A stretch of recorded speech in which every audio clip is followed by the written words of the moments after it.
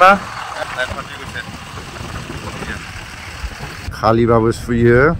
आरो लड गारिबाबो सुगोन आरो मोनफ्रोमबो माने खालि गारिखौ खाटा खालायलायबाय आरो खालि गारि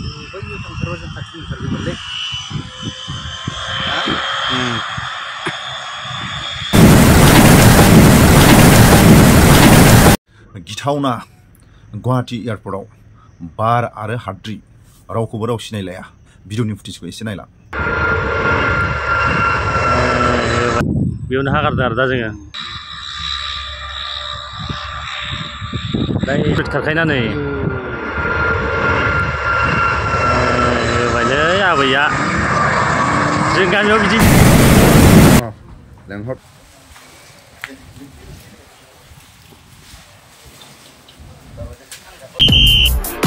लेंहर लेंहर लेंहर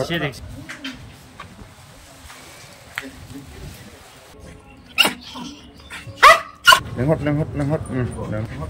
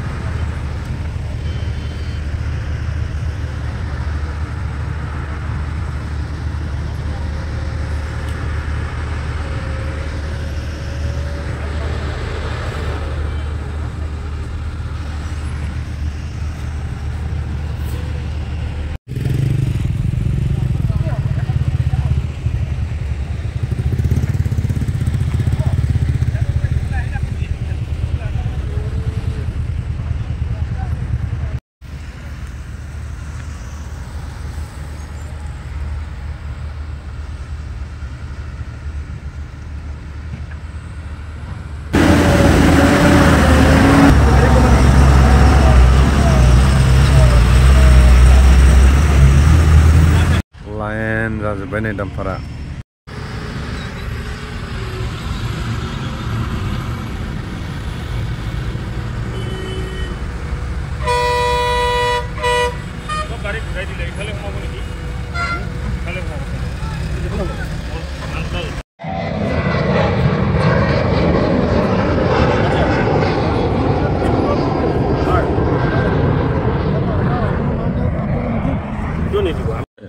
लाइन जाजोब्बायलै दामफारा नै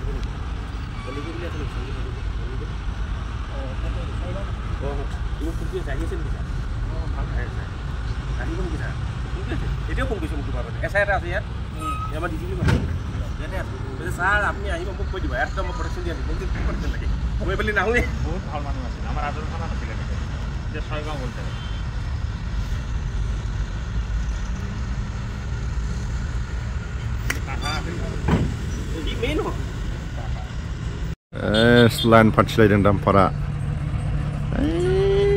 निफ्राय मथा मथि 200 खानसो दं दामफारा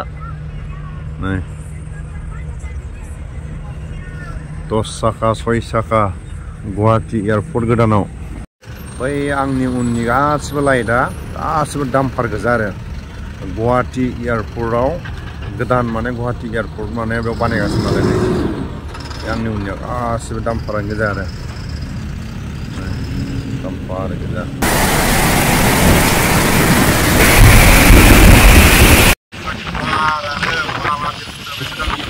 भिडिअनि फुटेजाव नायनानै एसेबा बुजिखाबाय जानो हागौ बे आंनि